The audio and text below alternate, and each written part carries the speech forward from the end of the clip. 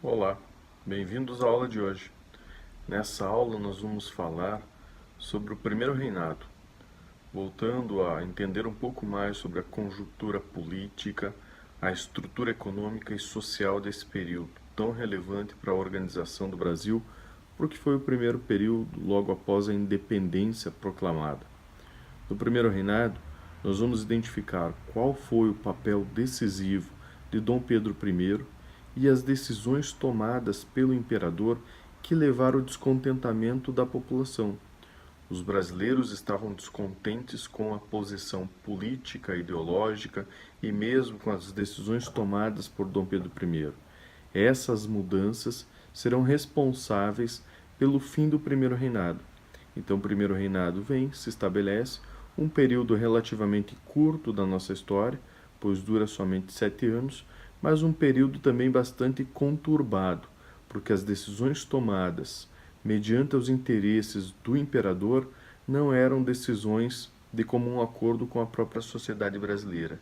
Esse descontentamento leva a uma rivalidade e algumas decisões muito peculiares são responsáveis pelo fim do primeiro reinado. Conflitos internos no Brasil são os elementos motivadores do fim desse período.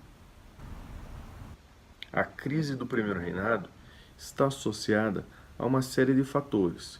Dentre eles, nós podemos falar que o autoritarismo de Dom Pedro I foi um primeiro fator decisivo. O autoritarismo ele estava presente de uma maneira perceptível na primeira Constituição. Aqueles que estudaram com bastante cuidado e cautela a primeira Constituição, ela trazia uma estrutura de poderes onde o poder moderador estava acima dos demais poderes. Então nós tínhamos executivo, legislativo, judiciário e moderador. O poder moderador estava na mão do imperador e o poder executivo estava na mão do imperador. Qual era a função do poder moderador? Na teoria, o poder moderador tinha como função a fiscalização dos demais poderes, mas na prática, o poder moderador havia se demonstrado como um poder de intervenção, pois Dom Pedro I conseguia intervir nos demais poderes a todo momento.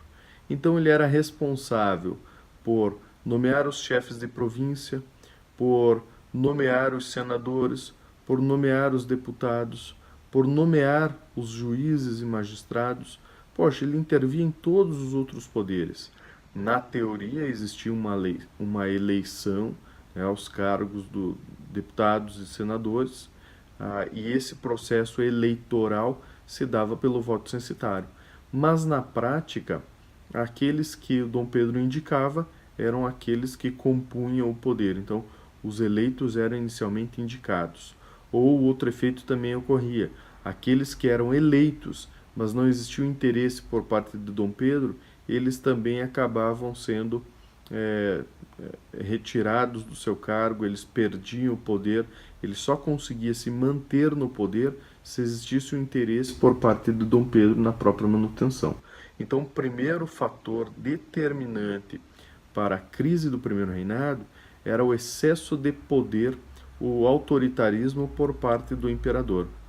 Esse autoritarismo levava a um descontentamento de toda a sociedade, principalmente com relação a esses mandos e desmandos do imperador.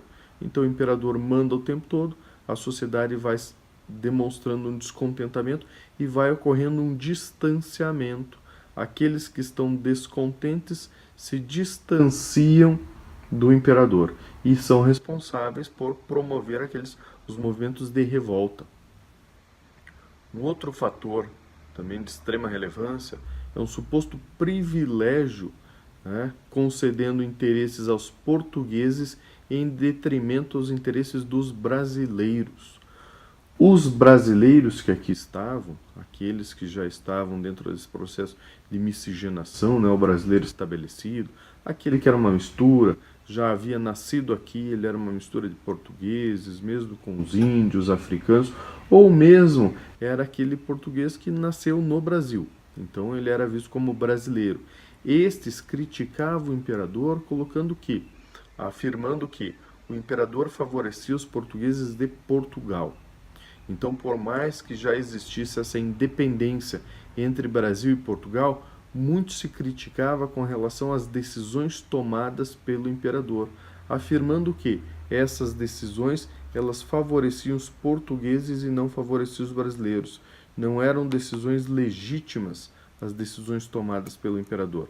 Essas decisões do império eram decisões unilaterais, não beneficiavam. Poxa, como assim? Alguns críticos, né, do período vão afirmar que por mais que o seu pai, o Dom João, tenha retornado para Portugal, a família real nunca se separou completamente. De fato, sempre existiam relações.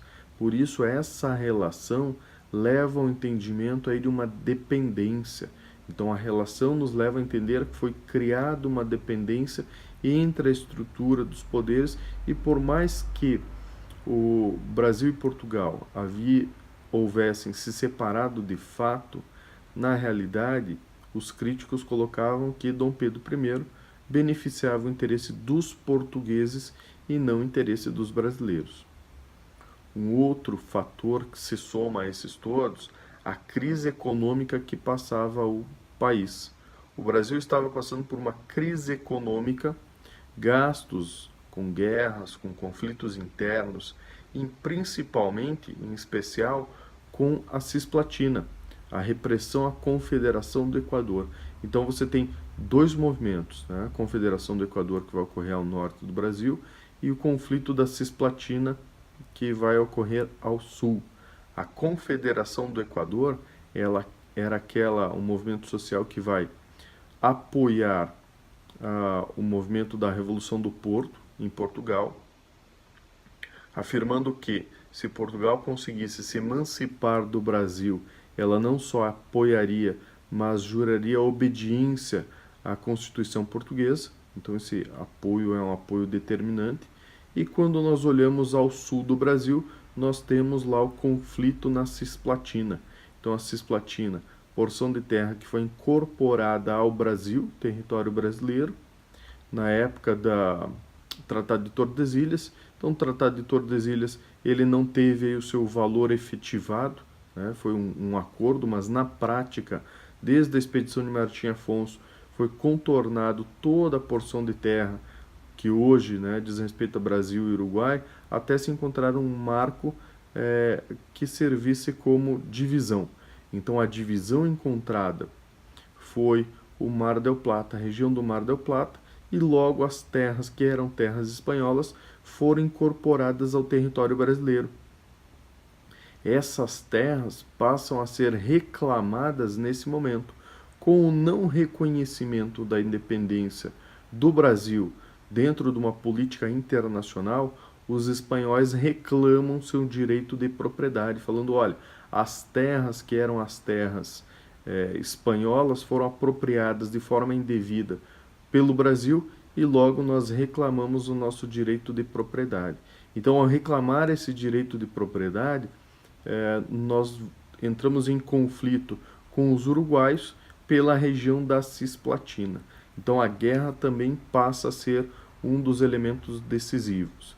Depois nós vamos verificar mais algumas informações com relação à guerra da Cisplatina, mas alguns vão colocar que foi a gota d'água dentro do movimento de fim do Primeiro Império. Então o primeiro reinado teve aí o seu fim decretado, graças a uma série de fatores, a conjuntura, mas sendo a gota d'água a Guerra da Cisplatina, porque a Guerra da Cisplatina faz com que o Brasil perca homens, perca dinheiro, perca território. Então essa soma de perdas, ela leva ao fim do primeiro reinado, acaba se tornando incontestável, né, a manutenção dessa estrutura política. A Confederação do Equador, por sua vez, ela foi motivada devido a um forte descontentamento com a centralização política imposta pelo imperador. Aquilo que nós falávamos, o imperador, a partir da Constituição de 1824, detinha plenos poderes em toda a estrutura brasileira. Então o imperador ele tinha o poder de mando, manda e desmanda, né, de forma irrevogável. Ele centralizava todo o poder, o que gerava um descontentamento. Todos aqueles que buscavam participar de uma vida mais ativa na política, na estrutura do Brasil, eles se viam fortemente desmotivados pela centralização de poder. Então, o que ocorre é um descontentamento com a influência portuguesa na vida política brasileira, mesmo após o regime da independência. Então, o Brasil havia se declarado independente, mas os brasileiros não reconhecem essa independência de fato. Efetivamente, nós continuamos sendo dependentes de Portugal, ou dependentes dos portugueses, né? Há um entendimento de que Dom João retorna para Portugal, Dom Pedro fica, mas havia uma suspeita de que a família portuguesa como um todo, né, a família real, responsável pelo estabelecimento do império, estaria no comando do Brasil e estaria, de certa forma, interferindo nas decisões de Dom Pedro I. Então, Dom Pedro I não dá ouvidos aos brasileiros. Não há um processo, né, democrático na construção do Brasil, mas sim um centralismo político. O poder continua sendo centralizado. Na Confederação do Equador, em especial, nós temos lá a região de Pernambuco. Então, o que ocorre?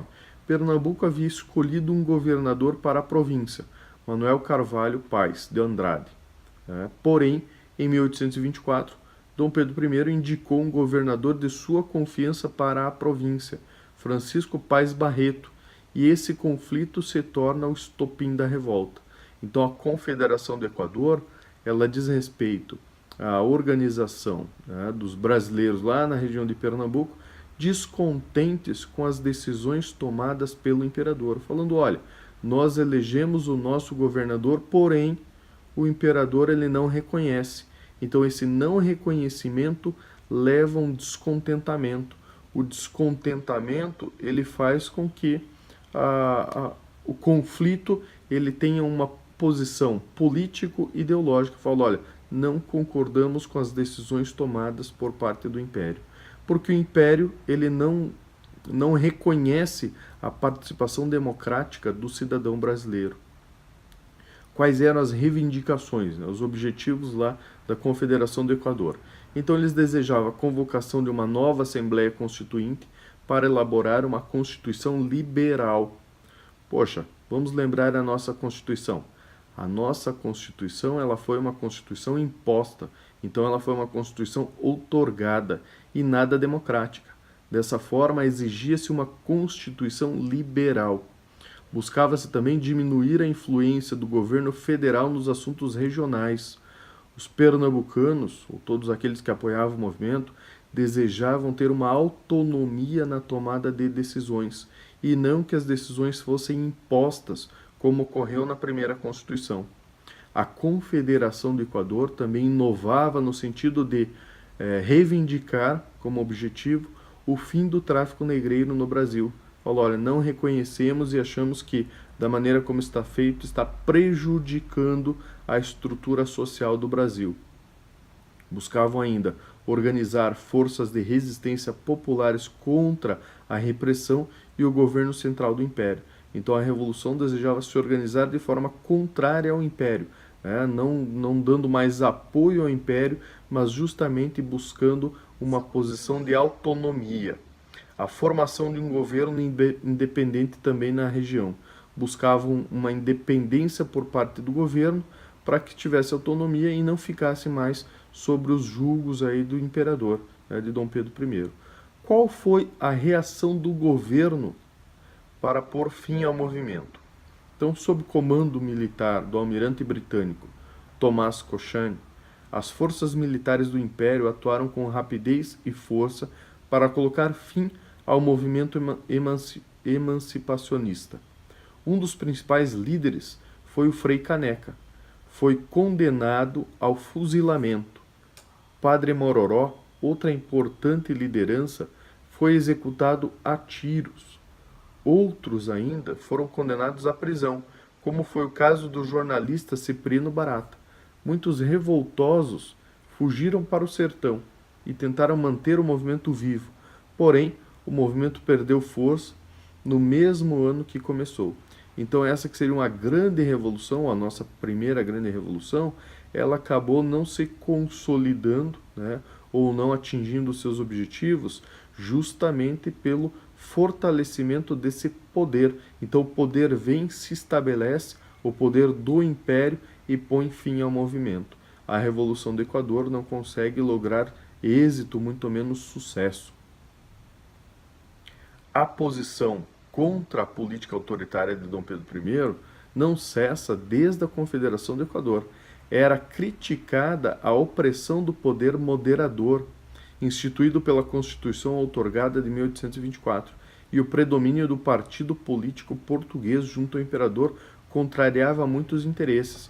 Muitos brasileiros, eles tinham justamente esse reconhecimento que, olha, Dom Pedro I favorece os portugueses. Então, favorece o partido português, a grande maioria. Ele não está favorecendo os brasileiros. Nós não participamos de uma organização democrática no Brasil. Nós não participamos dessa organização da vida política. Então, essa crítica estabelecida ao próprio sistema coloca que, olha, o Brasil está descontente com as decisões tomadas pelo imperador. O imperador está favorecendo apenas aqueles que estavam ligados diretamente ao império. O poder não está favorecendo os brasileiros de forma democrática. Favorece apenas um pequeno grupo. Então esse descontentamento, né, teve seu estopim lá na Confederação do Equador, mas ela continua, o movimento continua, mesmo, né, não assim de forma estabelecida como os revoltosos da Confederação do Equador, mas levando a esse descontentamento.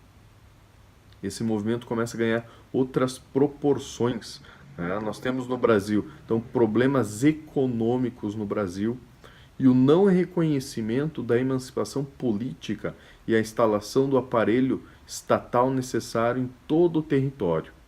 Esse não reconhecimento da independência do Brasil vai ter complicações maiores, vai ser responsável pela Guerra da Cisplatina. Então, como se dá esse reconhecimento político? Nós temos aqui um marco decisivo para o reconhecimento do Estado, que seria o reconhecimento a partir dos elementos que compõem o Estado. Então, o Estado, para ser reconhecido como tal, a partir da chamada Paz de Westfália, de 1648, o Estado precisa ter território, povo e soberania. O Brasil precisa ser reconhecido internacionalmente. Há um acordo entre Brasil e Portugal com relação ao reconhecimento. Então o Brasil paga para ser reconhecido e ter a sua independência reconhecida. O problema é que, se nós voltarmos, né, um pouco no tempo, nós vamos lembrar lá do Tratado de Tordesilhas. O Brasil, legalmente estabelecido no Tratado de Tordesilhas, tinha sua região territorial bem menor do que aquela existente no primeiro reinado. O que ocorre de fato é que o primeiro reinado ele foi construído em torno daquelas terras que eram as terras identificadas como pertencentes ao Novo Mundo. Então, o que nós temos aqui para tentar entender? Os portugueses vieram, se apropriaram das terras que eram terras espanholas. E nós temos o território Brasil. Quando vem Dom João para o Brasil, junto com a Carlota Joaquina, a ideia era a unificação das terras. Olha, nós vamos unificar as terras que eram do Brasil e as terras que eram de Portugal. Se essas terras serão unificadas, eu não encontro tanto problema entre uma porção de terra que hoje está sob domínio dos portugueses, mas ela passará a compor todo o território nacional. Então essa junção das terras, ela seria esquecida com a unificação do território. Porém, e aí o descontentamento, quando o Brasil declara a independência, principalmente os espanhóis vão falar, olha, e as terras espanholas, vocês vão devolver? Porque nós não reconhecemos essa independência do Brasil, uma vez que nem todas as terras são terras do Brasil. uma parte das terras, uma parte desse território, é um território espanhol, né? Pertenceriam à Espanha. Então, esse conflito com relação às terras vai ser responsável pelo conflito lá na região da Cisplatina.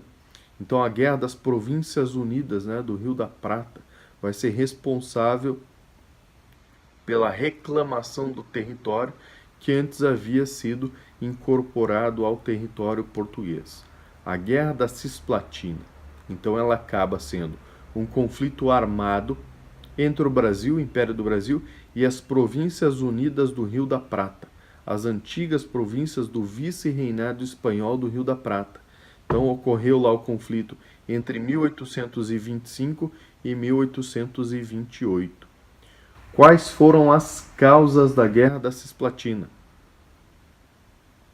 A oposição dos habitantes, principalmente da elite de origem espanhola da Cisplatina, com relação à anexação do território da Cisplatina ao Brasil. Olha que interessante, esse território havia sido incorporado pelo Brasil lá na época da expedição do Martim Afonso. Então, a expedição do Martim Afonso, isso 1532, e agora nós estamos falando em 1825, a reclamação das terras. 300 anos depois, aproximadamente, quando há separação entre entre Portugal e Espanha, e as terras de Portugal passam a ser declaradas independentes, né, no território brasileiro, os espanhóis vão reclamar. Então, pelo não reconhecimento, não reconhece a independência, porque havia esse interesse muito grande em unificar as terras. Então, quando o Brasil se declara independente, os espanhóis não reconhecem e reclamam seu direito de propriedade. Falam, olha, queremos as nossas terras, porque as nossas terras, elas pertencem à Espanha e não pertencem ao Brasil. No ano de 1825, com o apoio da Argentina, o general Juan Antônio Lavarreda deu início ao movimento pela emancipação da Cisplatina. Líderes militares da Cisplatina declararam a independência da região do controle brasileiro. Não concordando, Dom Pedro I, o imperador do Brasil, declarou guerra contra o movimento emancipacionista em 10 de dezembro de 1825. Então, Dom Pedro I tinha lá a colônia Cisplatina como sendo território brasileiro e declara a guerra pelo não reconhecimento. Independente das questões territoriais e os acordos políticos vislumbrados no passado, Dom Pedro I não reconhece, o que leva justamente à guerra, então, conflito armado. Em 1825, então é declarado essa guerra, ela tem início e a guerra dura por 3 anos, gerando ao Império Brasileiro enormes gastos financeiros além de perdas humanas. O Brasil ele tem que investir pesado na questão do conflito, então vai se trazer uma série de problemas. O Império Brasileiro encontrou dificuldade em formar uma força militar capaz de vencer os revoltosos. Mesmo com um exército menor, as Províncias Unidas do Rio da Prata tiveram êxito no conflito. O que acontece? A colônia Cisplatina era a colônia mais distante do território brasileiro. Estava lá no extremo sul. O Rio de Janeiro, centralizado, numa distância considerável, não consegue controlar de forma decisiva. Então, pede apoio a todos os brasileiros da região. Só que na região sul nós tínhamos então Rio Grande, Santa Catarina, em apoio ao Rio Grande, descontentes com as posições adotadas pelo imperador. O Paraná estava lá pertencendo ao território paulista, então não há também um grande movimento no Paraná. Quem está próximo ao conflito é o Rio Grande do Sul. O Rio Grande do Sul também não reconhecia o autoritarismo do imperador e o Rio Grande do Sul desejava já uma emancipação. Fala, olha, o Rio Grande está descontente, deseja se separar do território que seria o território brasileiro, então deseja uma emancipação, e ao perceber a Guerra da Cisplatina, ele não vê nenhuma oposição com relação aos emancipacionistas. Então, ao se deparar com o conflito, eles não apoiam de imediato.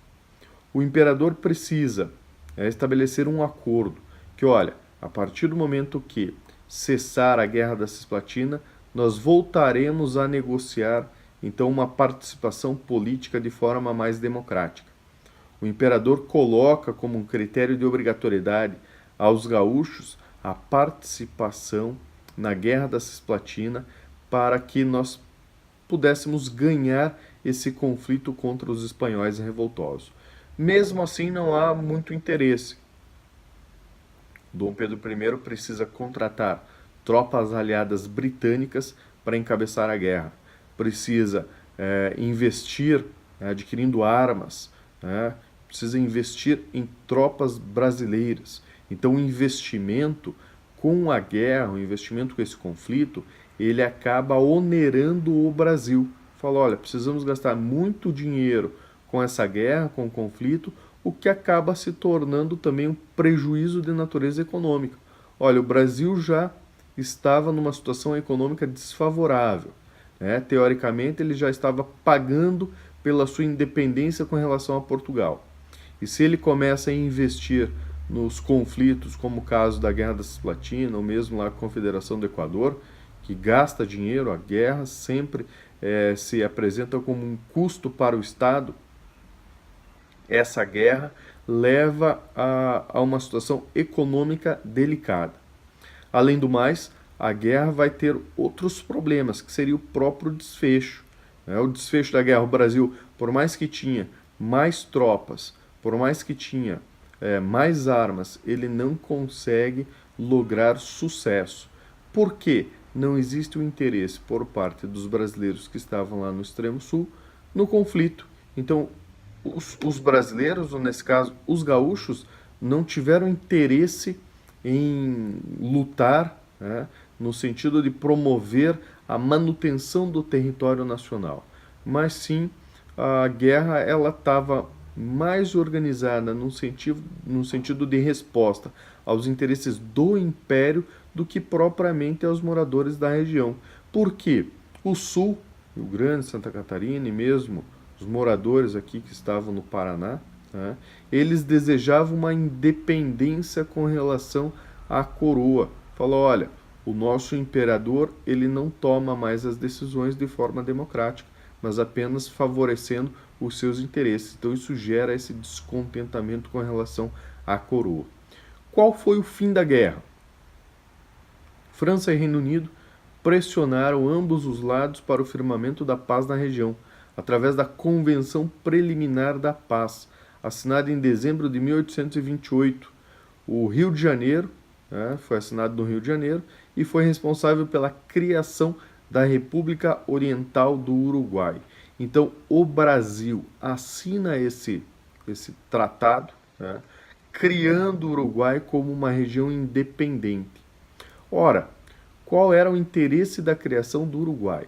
E se nós lembrarmos deste capítulo em especial, nós temos uma questão bastante interessante.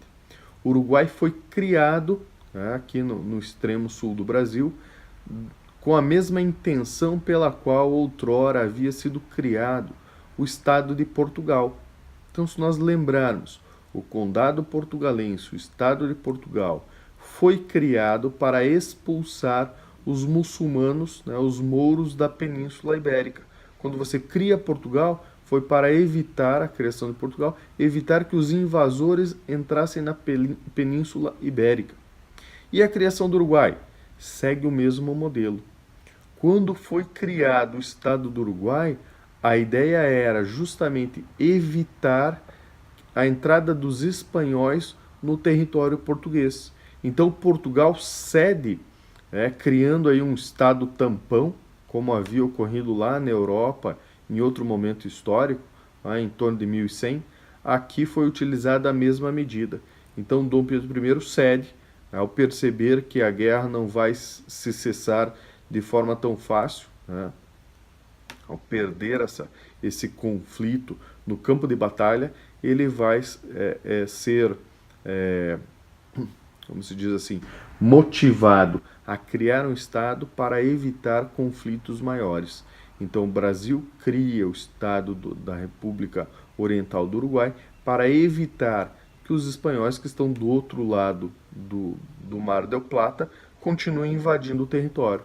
Aí nós temos uma questão bem interessante com relação ao aspecto cultural. Os brasileiros, né, são mais benquistos pelos uruguaios do que propriamente os argentinos, mesmo por uma questão da língua. Né? Olha, ambos têm lá uma origem espanhola, mas os uruguaios têm um apreço maior pelos brasileiros, porque o Brasil, de certa forma, cria o Uruguai, do que pelos argentinos, porque a função dos uruguaios é evitar a invasão daqueles que estavam além do Mar del Plata. Então, Buenos Aires está do outro lado do Mar del Plata. Quais foram as consequências da Guerra da Cisplatina? Então, nós temos um enfraquecimento do poder político de Dom Pedro I. Dom Pedro I se vê enfraquecido nesse momento. Há um prejuízo, né, financeiro que prejudica também a economia brasileira. Há uma elevação da dívida externa. Ora, o Brasil precisou investir em homens, investir em tropas, gastou dinheiro com a guerra, teve que contratar os aliados britânicos também para estarem lá no campo de batalha, apoiando os próprios brasileiros nesse conflito, e o questionamento da população com relação à derrota. Fala, ora, população brasileira, nós investimos homens, investimos tropas, e aí perdemos, né? Primeiro perdemos homens em campo de batalha, as pessoas morrem na guerra. Depois, perdemos dinheiro com a guerra. Né? Falou, olha, os investimentos realizados com a guerra foram gigantescos, então perdemos dinheiro. E além disso, perdemos território. Então esses questionamentos, essa série de questionamentos, né, com relação à guerra, elas levam descontentamento por parte dos brasileiros e colocam o Dom Pedro I numa situação bastante delicada. Já estava difícil governar onde não tinha o apoio dos brasileiros. Com a guerra, ele teve essa série de perdas aí estabelecidas, né? Dinheiro, homens, território, e a questão do governo acaba se tornando inviável. Então, Dom Pedro I se vê aí frente ao processo de abdicação. Se vê levado, né, à abdicação porque está enfraquecido, né, não consegue se manter no poder porque não tem apoio. A governamentabilidade é necessária a partir do apoio político. Mesmo que os brasileiros não estejam lá tomando a decisão propriamente dito, porque quem tomavam as decisões era o imperador, mas os brasileiros poderiam apoiar. Ao retirarem esse apoio, aumentam-se os conflitos. A Inglaterra impôs, em agosto de 1827, um acordo comercial que limitava a cobrança de tarifas alfandegárias, principal arrecadação do Império, o que levou empréstimos ao exterior. Então a Inglaterra definindo, olha, limite com relação às taxas alfandegárias. O limite com relação às taxas alfandegárias fazem com que a receita interna do Brasil também caia. Falou, olha, se nós não podemos aumentar imposto com relação aos produtos internos, nós voltamos a reforçar o nosso problema de natureza econômica. Nesse momento, Portugal vivia uma crise financeira estarrecedora, graças às fraquezas administrativas no reino de Dom Miguel. Então, Dom Miguel, na linha sucessória, né, o irmão de Dom Pedro I, que havia sucedido ao trono de Dom João. Então, quando ele sucede Dom João no poder, ele vai tomar péssimas medidas administrativas e se coloca que trouxe um prejuízo de natureza econômica para Portugal. Portugal está vivendo um prejuízo econômico e Dom Pedro encontra aí uma justificativa para retornar a Portugal. A imprensa argumentava que Dom Pedro estava preocupado com o antigo país colonizador e cogitava assumir o trono por lá também. Para os brasileiros, esse ato era impensável, pois, se o imperador estava comprometido com a independência do país, tinha o dever de deixar Portugal de lado. Lembra que nós falávamos que os brasileiros questionavam que Dom Pedro I ele não estava pensando diretamente nos interesses do Brasil? Ora, aqui nós temos um ponto de crítica com relação aos brasileiros das decisões tomadas por Dom Pedro I. Então, é claro, nós tínhamos aqui a família dividida, o império dividido. Dom João vai, Carlota Joaquina vai, Miguel vai, Dom Pedro fica. Dom Pedro fica, mas existem os laços familiares. Dom Miguel assume a coroa em Portugal. Dom Pedro preocupado com as decisões e com os rumos de Portugal. E os brasileiros? Os brasileiros extremamente descontentes com relação às medidas adotadas por parte de Portugal. Então os brasileiros estavam descontentes. Ora, o Dom Pedro I está pensando apenas no interesse de Portugal e não novamente no interesse dos brasileiros.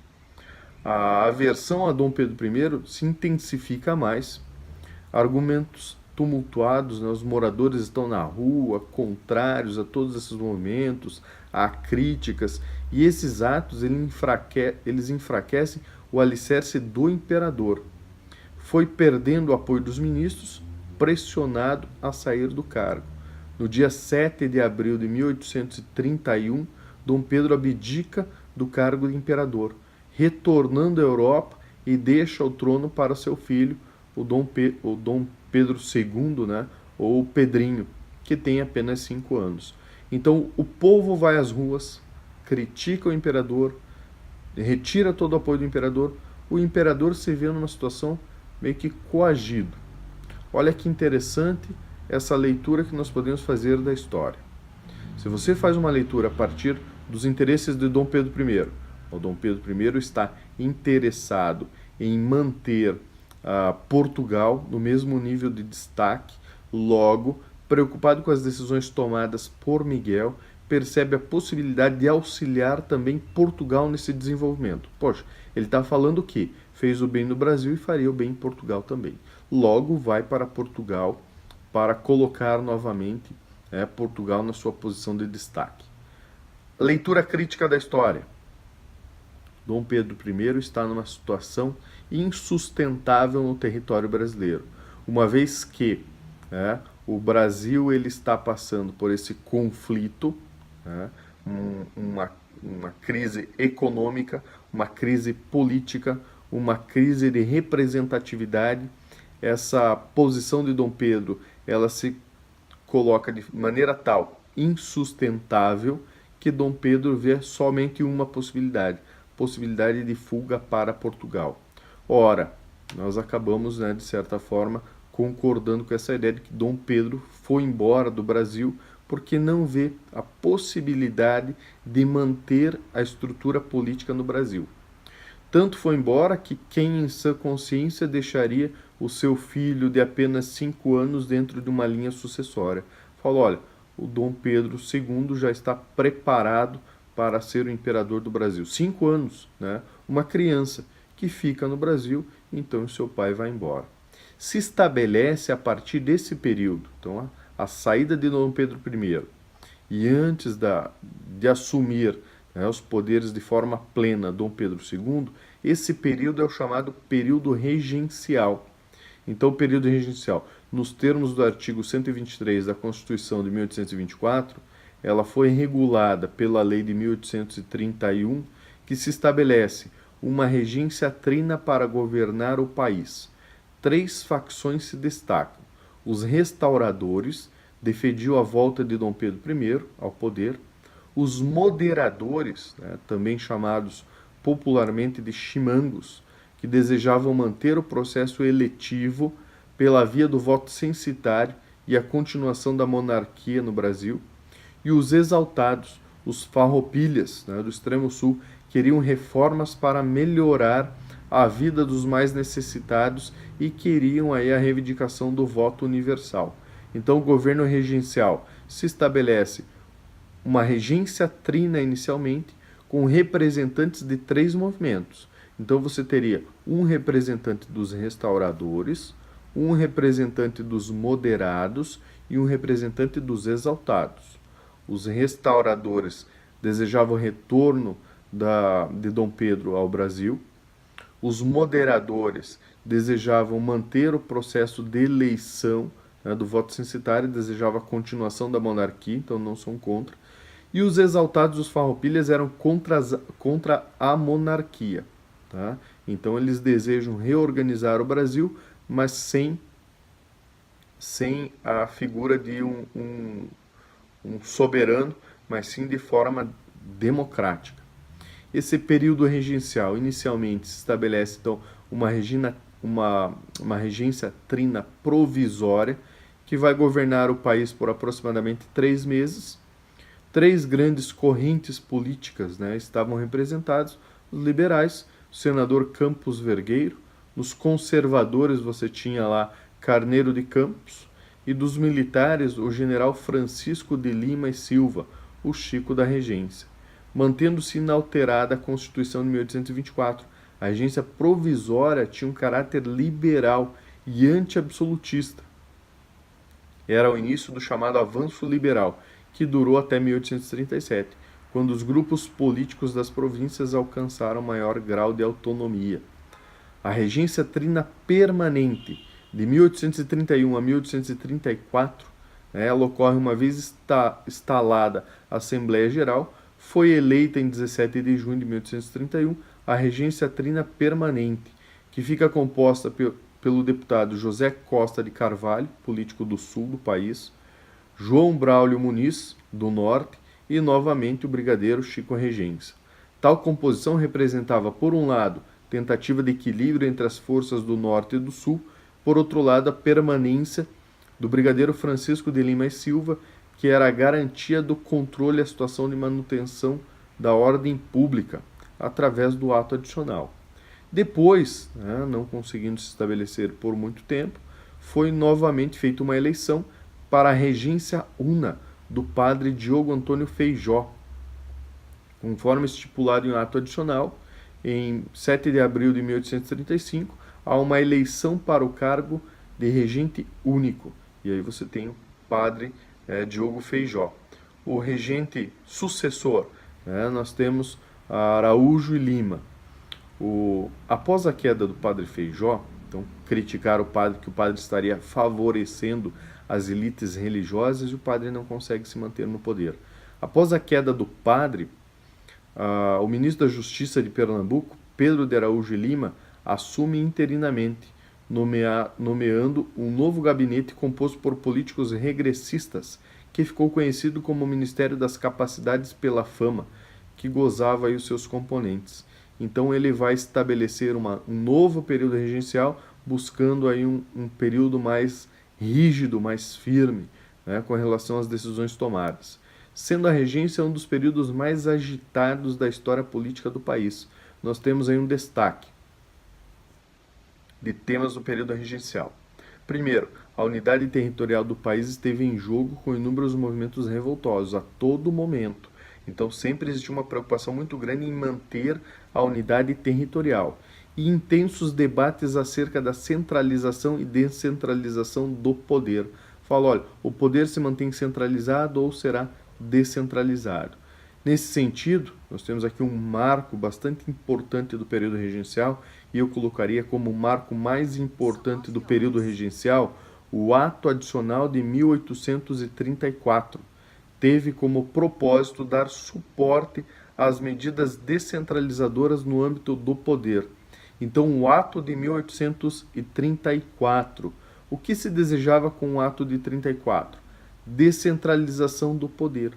Todos aqueles que estavam nas regiões mais distantes do Brasil, eles buscavam uma descentralização. Então, eles buscavam uma autonomia para que pudessem governar de forma descentralizada. O ato adicional permite isso. Então ele vai reforçar as elites locais, e o ato adicional dá origem a um fenômeno que depois vai se tornar mais claro, que é o início do coronelismo. Então o ato adicional permite a criação da Guarda Nacional. O contexto aí está relacionado ao ato adicional. Né? Faz-se relevante identificar a criação da Guarda Nacional. Ela surge em 1831, então o ato adicional de 34, o ato adicional vai regular, mas a criação da Guarda Nacional permite o maior poder das elites locais, né, os coronéis, e a Guarda Nacional reforça o poder dos coronéis, que depois fica claro lá no ato adicional. Então, quem compunha a Guarda Nacional? A Guarda Nacional era composta por cidadãos confiáveis. Para se alistar você tinha que ter renda, você tinha que ter lá propriedades. Tinha por propósito reduzir a excessiva centralização do poder, combater as ameaças das classes perigosas, mas também dar relevo ao fato de que influencia claramente o processo de fortalecimento das elites locais, contribuindo para o surgimento desse coronelismo. O que nós temos no Brasil? Uma série de revoltas no período regencial. Então você tem lá um surto de revoltas, uma série de rebeliões localizadas. Você teria, exemplo, a cabanagem, né, no Grão-Pará, a Baialada no Maranhão, a revolta de Malês, a Sabinada na Bahia, a Guerra de Farrapos no Rio Grande do Sul. Tudo isso demonstra o descontentamento com relação ao governo e o poder central, porque os movimentos não reconhecem a legitimidade, também causada por tensões sociais latentes. Né? A recém-independência gera essa instabilidade. Logo, surge a possibilidade de uma maior autonomia local, então se permite a criação da Guarda Nacional e há um reforço da descentralização do poder. Para que possamos entender.